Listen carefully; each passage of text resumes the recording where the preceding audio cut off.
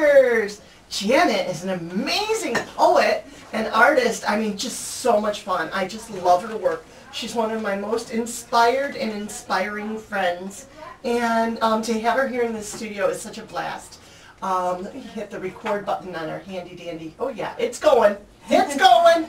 So Janet is here. Say hello, Janet. Well, hello. How are you? Can you guys hear her? If you can't hear her, give me a call. I'm at 773-442-4578. Give me a jingle and say, hey, we can't hear Janet. It's a first, as far as I know. I don't know anybody else who's done any interviews yet here at WZRD, the resurrected wizard, since we were down and out for so long. Ouch. I'd like to be the first interviewee of the resurrected wizard. I'm honored. I really am. I'm totally honored. You have really no cool, idea. right? Yeah, definitely. So, Janet is here. We're talking about the Poetry Saloon at noon. So what can you tell me about the Poetry Saloon at noon? Me? Well, a certain wonderful, adorable DJ asked me if I wanted to be a part of this, and I was absolutely thrilled to. If anybody is working downtown in Chicago, you can always take a break at lunchtime, between noon and 1 on Wednesday, August 30th at the Chicago Cultural Center, which is at 78 East Washington in the Randolph Cafe, which we're going to be there. We've got lots of seats, really some nice cool tables, space, very elegant. Lots of chairs. We've got a podium with a microphone, and anybody for an open mic can come on up. I believe there are 3 features. Yes. I know that I am one of them. I believe the first one, if he's there on time, would be GPA, the Poetic Unsub. I suspect that GPA may be the last feature. So who knows? No, I know he runs. I know how early I am, and I'm looking at the trains for coming in. I think I'm going to be here an hour and a half early. Yay, so that's great. So I'll have lots of time to find the place. So much better. So much better. Yeah, so we have GPA, and then we also have Elizabeth Moreno. Yay! Who is a brilliant poet herself, and she's a professor here at Northeastern Illinois University, recently retired, but she's still teaching. She's over at the Center on Halstead, teaching creative writing. Very cool. Yeah, it is very cool. And she's having, her book is coming out again too, Debris, Poetry and Memoir. What a collection. Wow. She's something. I'm going to see if I can find some of her poetry so I can read it. I don't know as Liz necessarily got, I sent her the message, but I'm not sure how often she checks her email. She's not like you, Janet. Janet's very plugged in.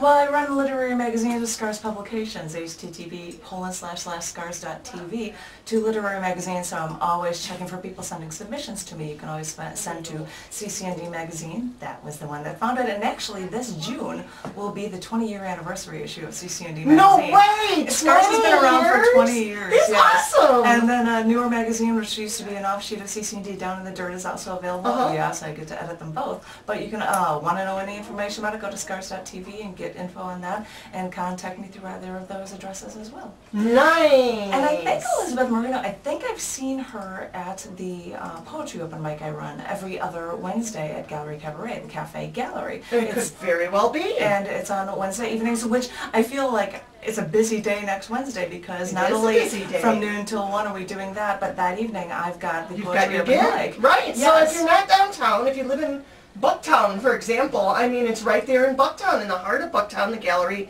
Cabaret. It's 2020 North Oakley. And it's just off the corner of Western and Armitage. The Blue Line train is right there. There's tons of free parking. Jeff Helgeson is actually the feature. Oh, I love Jeff! And he's such a brilliant writer. He's like, I'm rushing over and I'm going to start my feature at 8:30. So he's so dramatic, and he's got this voice, Man. Great. And I was honored that he was able to actually pull in and do the intro for the short story part one of the show I did last October. Right. That was great. He did a really good job. He's so dashing.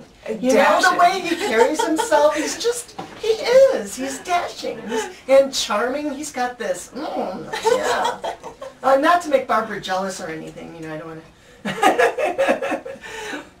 He is a great guy, though. He is a great guy. So, I'm thrilled. Yeah. So he's going to be your feature that evening. So it's going to be a poetry kind of day. Poetry day. I've gone crazy with the poetry stuff. Nice. So definitely, yeah. So, and if anybody's interested in that, it's every other Wednesday.